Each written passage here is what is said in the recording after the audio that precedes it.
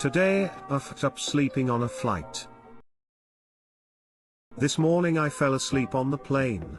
It was an early flight. Napping was inevitable. Now, when it comes to sleeping on a plane, I always get insecure about my slack-jawed coma face. Hence, window seat. I was able to comfortably doze off without facing the passengers next to me. Whom, by the way, was a dad and his teenage daughter who only seemed to speak German. Cue fuck up. The moment my eyes opened, my face was on the daughter's boob, while the dad was frantically shaking me awake. The daughter, who also happened to be asleep, woke up the same time I did and immediately started ranting in German. I backed as far away from her boobs as possible and profusely apologized to both of them. If that wasn't awkward enough, I also felt compelled to offer the daughter a tissue to wipe away my drool from her chest. The dad wasted no time making his daughter switch seats with him. She didn't seem too happy about that, but he didn't give a fuck. His primary objective was to provide a barrier between my face and his daughter's breast. Needless to say, I remained wide awake for the rest of the flight. TL doctor fell asleep on the plane. Woke up on a boob. Triggered a German. Assert dominance and sleep on his boob too. The dad's chest was too flat. My face would have slipped down to his crotch. Once had a woman that didn't speak English fall asleep on me during a flight. She was basically laying on me lol. When she woke up she just giggled, and blushed a little. That wasn't an accident. I backed as far away from her boobs as possible and profusely apologized to both of them. Why did you apologize to both boobs when you only offended one of them? As a flight attendant, slack-jawed coma faces are one of my favorites. 1. They're funny to see in the moment. 2. It means one less person to serve at that time. I, as a German, can tell you that falling asleep on a boobie is totally fine and sometimes even good manners. I think by switching seats with his daughter, the father intended that you may fall asleep on his boobie as well. Lucky you didn't, because if you did, you and the girl would be married now. Today I fucked up by embarrassing myself in front of the whole school. It's been a while since I've graduated, but I still haven't been able to live this down. It was the annual talent show for our high school. Every student had to attend the show as an audience, including me, so I thought it might be a great opportunity for me to show the whole school that I am a funny rebellious kid and they should all love me.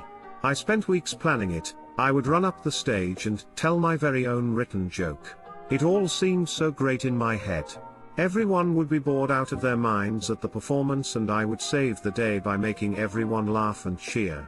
Then the time came. It was a normal average singing performance by one of the senior girl. Crowd was quiet, so I assumed they were bored. I got up from the crowd, ran up the fucking stage like Kanye West, stole the mic from the poor girl who just wanted to sing.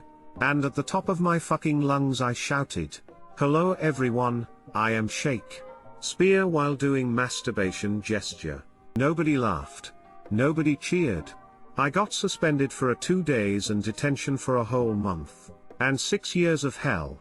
TL doctor, I delivered a bad pun in front of my whole school resulting in suspension and detention. You planned it out for weeks, and came up with Shakespeare. Damn. At least he didn't fuck his couch. That's the dumbest plan to get noticed in high school I've ever heard. Congrats. Ouch. Even by cringy teenage standards this one's off the charts. Weeks. MMK, most of the today I fucked ups I read were circumstantial, yours was totally on you man. Today I fucked up when my husband walked in on me naked with 7 emergency service men. I'm 6 months pregnant, barely showing, and randomly woke up one day last week unable to move. At first, I'm terrified that I'm paralyzed. Then I realize it's really severe sciatic pain, and I genuinely cannot walk/get up or really breathe too deeply. I have no signal in my room, but I do have Wi-Fi, so I call my husband who calls emergency services for me. Within 20 minutes, 2 firefighters turn up knocking on the door. My husband is a good hour or more away still and they have to break into a window in the bedroom, big French windows. They try to move me, realize they can't and call another 2 firefighters from the truck outside. Even with 4 of them trying to gently move me up and off the bed, it's not possible. I am in just too much pain and screaming every time they try. They also have no medication. My cleaner turns up. Idiot me forgot she was due and I could have saved the window, oh well. FU number 1. In my area, there is a shortage of ambulances, so firefighters get called first. They decide we need to wait for the doctor. The doctor takes around an hour to arrive and brings 2 colleagues. They can't numb me, because I'm pregnant and it is only achievable to move me by extremely slowly moving me bit by bit.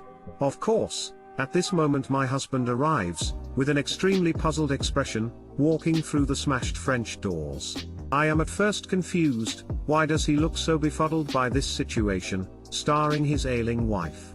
Oh, yes, probably because I am absolutely buck naked as I cannot move to get dressed, legs akimbo as they are being slowly moved one by one into a better position, surrounded by 7 not unattractive tall German men, 2 of whom are actively holding my legs open to help me. It slowly dawns on me I am basically in a porno. And this suddenly becomes really fucking funny to me, so I laugh. And as I laugh, the pain goes all the way from my left big toe to my right middle finger like an electric shock and I pass out. FU number 2. My final image of this scene was my poor cleaner giving me a sympathetic look from the inner doorway and trying not to cross herself looking at my naked state of being. Deeply Catholic woman. I would rather my entire family see me like this than her. Turns out later, when I come to, I've really caused my back quite some problems by passing out in this delicate position and I'll be bedridden for a few weeks.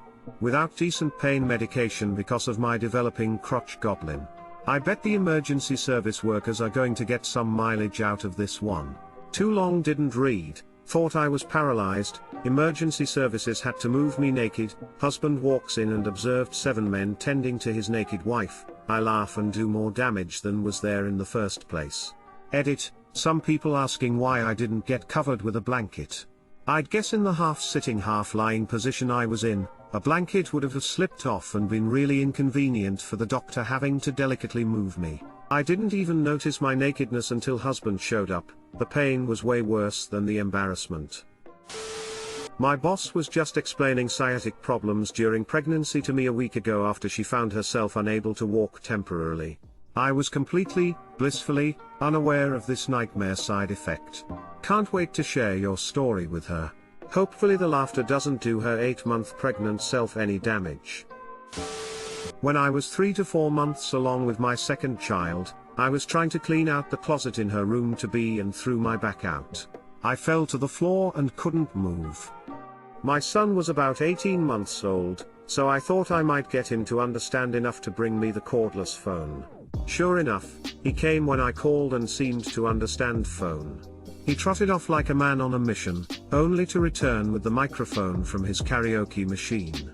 He couldn't see why I wasn't thrilled with it, so he proceeded to bop me over the head with it.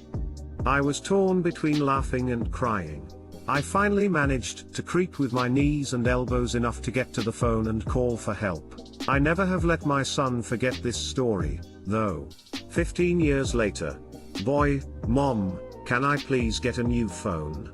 U, rolls out larger, shinier karaoke machine. As a paramedic, we're not gonna tell campfire stories about you. You're pretty much a normal Friday.